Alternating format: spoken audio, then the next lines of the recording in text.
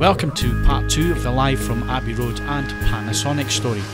As I continued my conversation with John Mills, the post-production manager, and Peter Van Hooke, the co-producer, I wanted to know where the idea of the TV series came from and what were the aims of the production team. I was the kind of originator of the idea of doing a music TV show called Live from Abbey Road, and the concept was very simple. I come from kind of the music world as a musician, as a producer, and I really wanted something that reflected what I thought had been missing in music television, which was very much the idea of getting great sounds and great pictures together.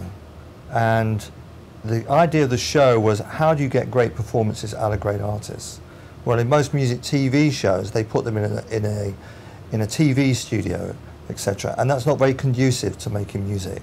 They want to get you in and get you out, and it's all about the pictures, not so much about the sound. And also, they're not really interested in the performance because they don't really understand that side of it. It's more about getting people in and getting them out, making it very quick. So this concept was basically getting great artists in a room that they feel is important that they want to play in. So in other words, their performance is raised. So the experience from the viewer is somebody who's saying, wow, this is great, they sound great. Because everybody wants their idols to play well or to look well, if it's in sport, if it's in music. So this is some way to go towards that. And so we run the show very much as a music experience of how you would record a record, and then we film it like a movie. So that's why we have Annabelle Jankel, who's our director, and she very much runs it like a movie. From the point of view, we don't do instant edits, we post-productionize it.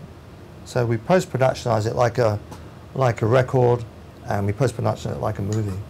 And that's the difference in experience. And Michael Gleason, the co-producer of this, who kind of funded this operation and took a real punt about saying, hey, this is a great idea, let's do it, has a real fantastic experience in kind of being able to sell that product abroad and make it commercially available.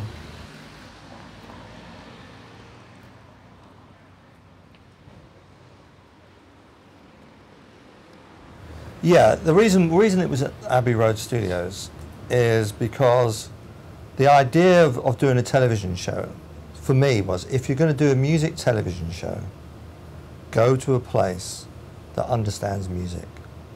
Don't go to a TV studio. So Abbey Road, I'd worked here many years as a musician, as a producer. This is the best performance room in the world, bar none.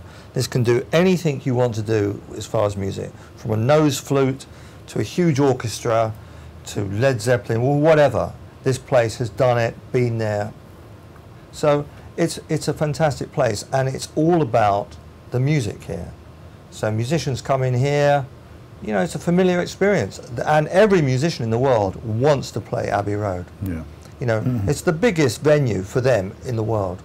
Regardless of the big stadiums, you want to be immortalised at Abbey Road Studios. You want to be at the place which instigated the Beatles, Floyd, Radiohead, all those things. Star Wars, you want to experience that. Stereo. Stereo was invented. Yeah, they invented stereo here. So technically you can't get a better place on earth for doing this.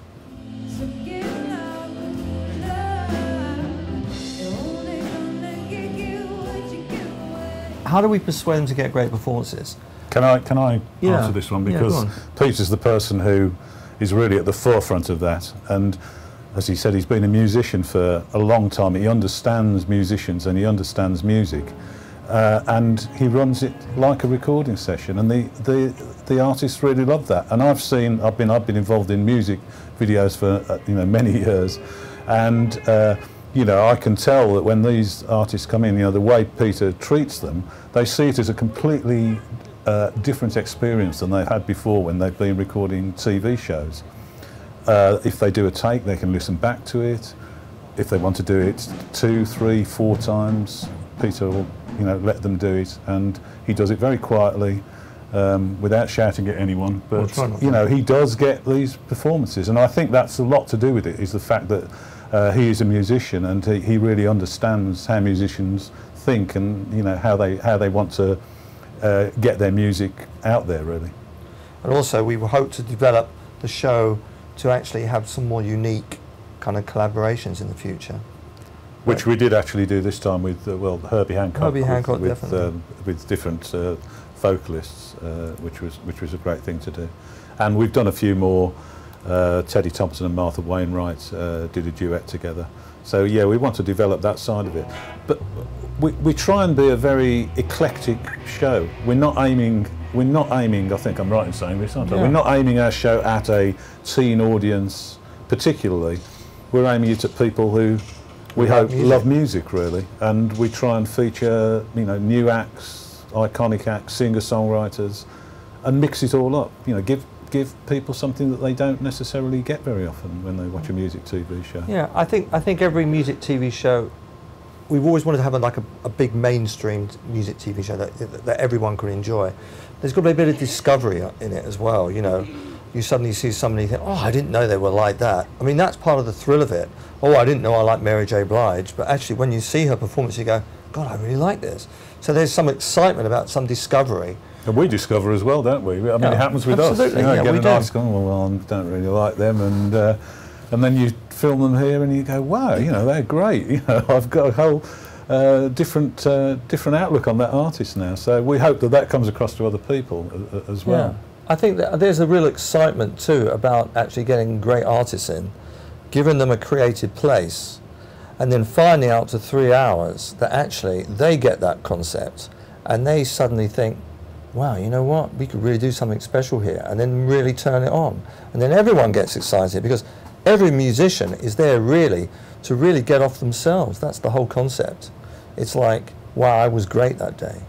So that's the basis of it. So there's an inherent excitement and tension in our program that I think comes across. And release, because when they've been great, they're euphoric, you know, and you get those moments. And those are moments that I've been privileged as a producer and making music my whole life in studios. Those moments of elation that you get, which are different completely than if you do a concert on a live stage where the audience has already bought the ticket.